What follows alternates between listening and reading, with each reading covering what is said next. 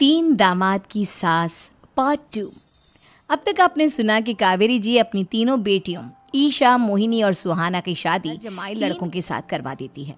उन्हें लगता है कि ये लड़के शायद घर का कामकाज संभाल लेंगे, लेकिन उनके तीनों घर जमाई बहुत आलसी थे।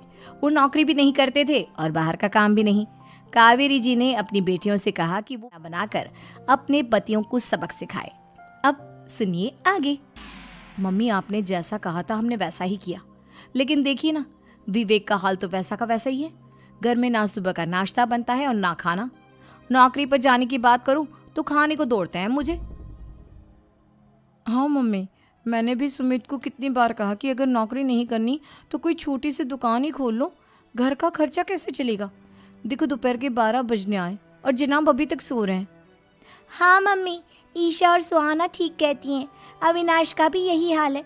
जब मैंने अपनी प्रेगनेंसी के बारे में कहा तो मुझसे कहने लगा, अरे दूसरी लड़कियां तो 9-9 महीने तक नौकरी करती है, बस डिलीवरी के टाइम छुट्टी लेती है। मोहिनी, तुम भी नौकरी करो। अब मुझे कहाँ नौकरी मिलेगी। मम्मी बताओ अब मैं क्या करूँ।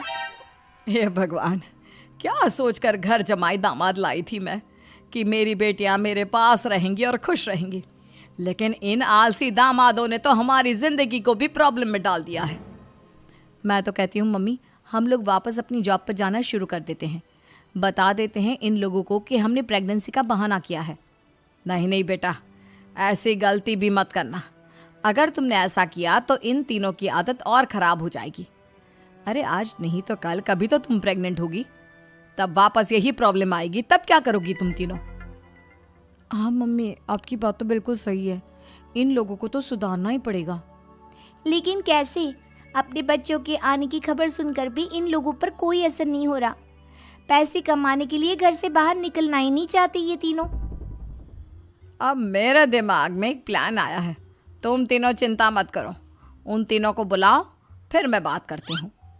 थोड़ी देर बाद कावेरी जी अपने तीनों दामादों को सामने बुलाकर अपनी बात कहना शुरू करती हैं। अविनाश, सुमित और विवेक, देखो बेटा, मैं ना तुम तीनों से बड़ा प्यार करती हूँ, इसीलिए तो तुम्हें घर जमाई बना कर रखा है मैंने। अरे मम्मी जी, सीधे सीधे कहिए ना, क्या बात है। प्यार तो हम भी आपको बहुत करते हैं। अरे मम्मी जी, आपकी इज्जत भी बहुत करते हैं। अरे भाई, आपके जैसी सास और कमाने वाली बीवी सबको मिलती है क्या? हाँ मम्मी, विवेक और सुमित ठीक कह रहे हैं। आपकी बेटी से शादी करके मेरी तो ज़िंदगी ही अच्छी हो गई है। जानती हूँ मैं, और ये भी जानती हूँ कि तुम तीनों अपने अपनी बीवियों से बहुत प्यार करते हो। बेटा, बात ऐसी है कि हमारे कुल गुरु ने कहा है कि प्रेग्नेंट होने के बाद मेरी तीनों बेटियाँ शुरू के 4 महीने हमारे गांव में जाकर रहेगी, जहाँ मेरे चाचा जी रहते हैं। अरे लेकिन क्यों मम्मी, गांव में जाकर रहने की क्या ज़रूरत है इन तीनों को।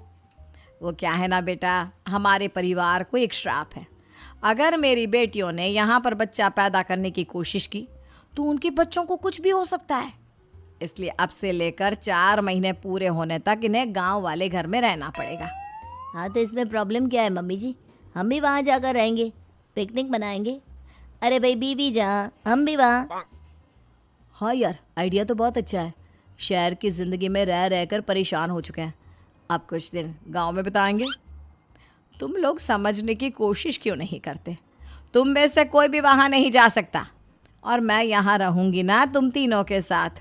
4 महीने की तो बात है, उसके बाद ये तीनों ही लौट कर आ जाएंगी। ठीक है मम्मी जी, अब हमारे बच्चों का सवाल है तो ये तो करना ही पड़ेगा।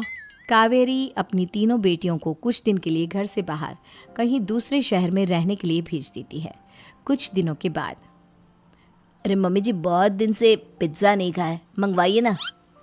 क्या बताऊं बेटा, पहले तो बेटियां खर्चा दे देती थी क्योंकि उनकी नौकरी थी, लेकिन अब तो मेरे पास पैसे ही नहीं बचे।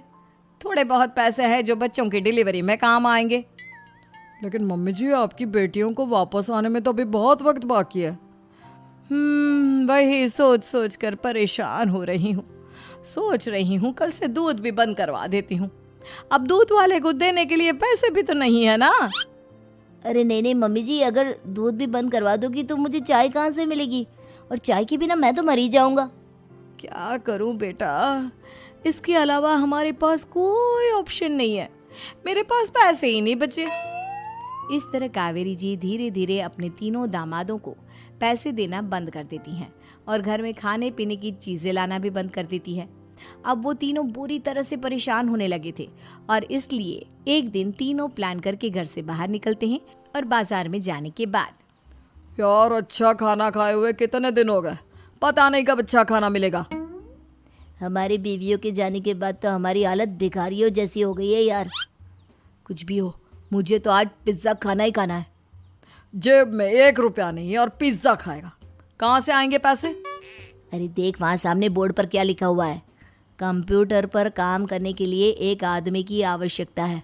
भाई मैं तो जा रहा हूँ, काम करूँगा और शाम तक पैसे लाकर आराम से पिज्ज़ा खाऊंगा।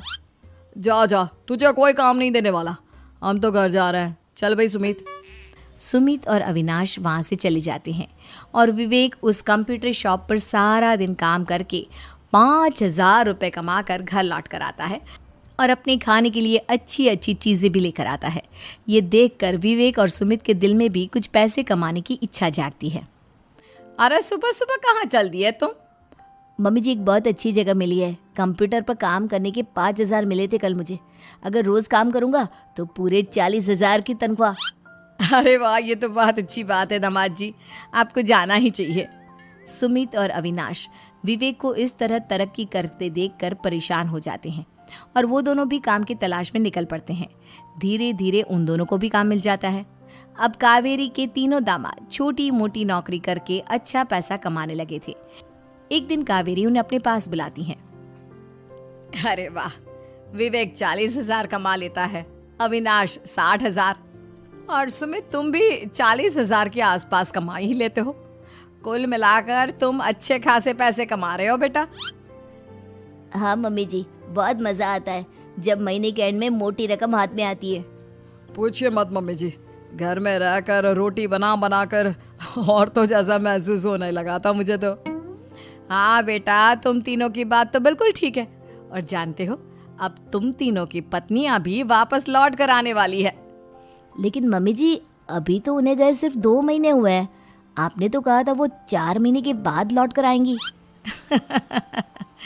ऐसा कुछ नहीं है बेटा, मैं सिर्फ तुम तीनों को सबक सिखाना चाहती थी कि आदमी घर में बैठकर बीवी की कमाई खाता हुआ अच्छा नहीं लगता।